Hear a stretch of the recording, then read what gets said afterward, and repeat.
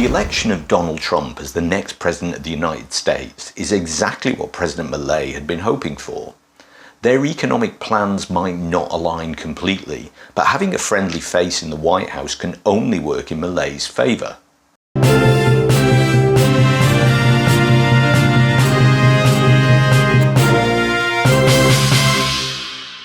President Milei is currently on a trip to a CPAC forum at Mar-a-Lago, hosted by President-elect Donald Trump.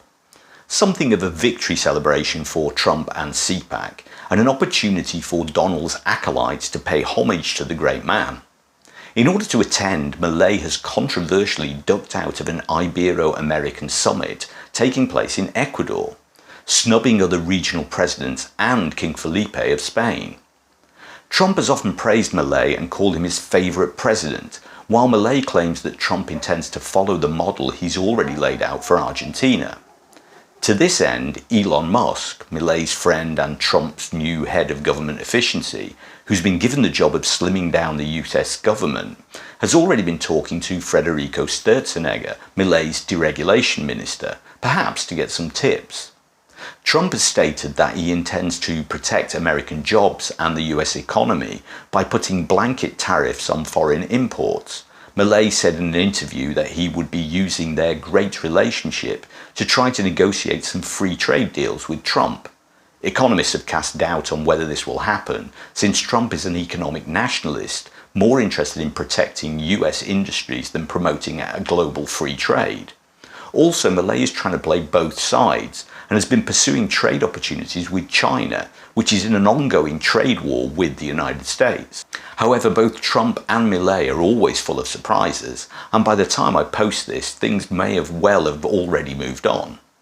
President Milei is embarking on a busy few days. When he gets back from Mar-a-Lago, the president will be hosting President Macron of France in Buenos Aires, before attending the G20 summit in Rio de Janeiro. And when Milei returns from Rio, he'll receive a visit from Italian Prime Minister Giorgia Meloni. New inflation figures came out at the start of this week and gave Milei and Economy Minister Luis Caputo something to celebrate, with the latest numbers better than expected. Monthly inflation has fallen to 2.7%, which is the lowest rate since 2017.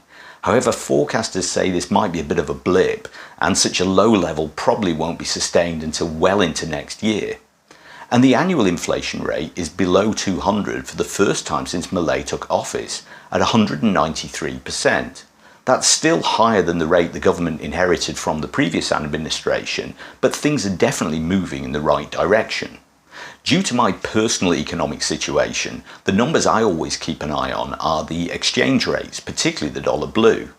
This parallel exchange rate is falling, and the gap between the blue rate and the official rate is starting to narrow. This is good for the government, but not so great for my personal finances. Falling interest rates are obviously a good thing, but the last 10 months have been hard for a lot of people, and poverty rates and unemployment are soaring. Despite all this, and a slash on import taxes from 17 to 7%, consumer confidence stubbornly refuses to rise. People aren't spending, I guess because they've got nothing left to spend. And for the few who do have a little disposable income, it now seems to be cheaper to shop outside Argentina.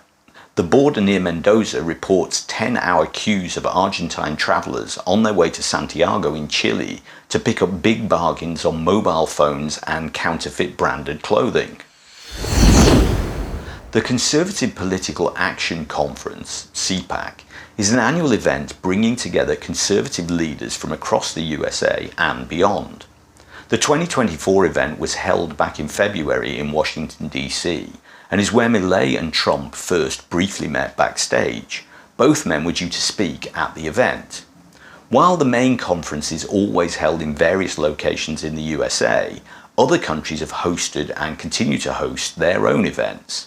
Back in July, Milei caused a stir when he ducked out of a meeting of Mercosur in Bolivia to attend a CPAC event in Brazil, accompanied by his friend and Brazilian ex-president Jair Bolsonaro. CPAC held its first event back in 1974 and has been noted for putting its weight behind Republican presidential nominees, most notably Presidents Ronald Reagan and both George Bushes. And with such support obviously comes influence. Most recently, CPAC has solidly and consistently backed Donald Trump.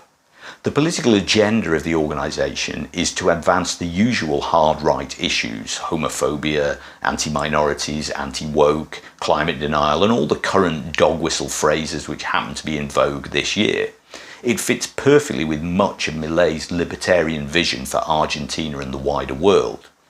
While many speakers and attendees are right-wing leaders or would-be leaders and other influential names on the political right, the events inevitably also attract all kinds of unsavoury elements, such as white supremacists and neo-Nazis. In the past, such people were ejected as undesirables, but this year their attendance has been quietly tolerated. With right-wing governments on the rise globally, it could be a time for CPAC to seize its moment on the world stage. So will Trump see Milei as an ally and give Argentina the preferential trade agreements Milei desires? Let me know what you think in the comments, and please like and subscribe if you haven't already done so. If you want to support the channel, you can buy me a coffee in the link below, and I'll see you next time.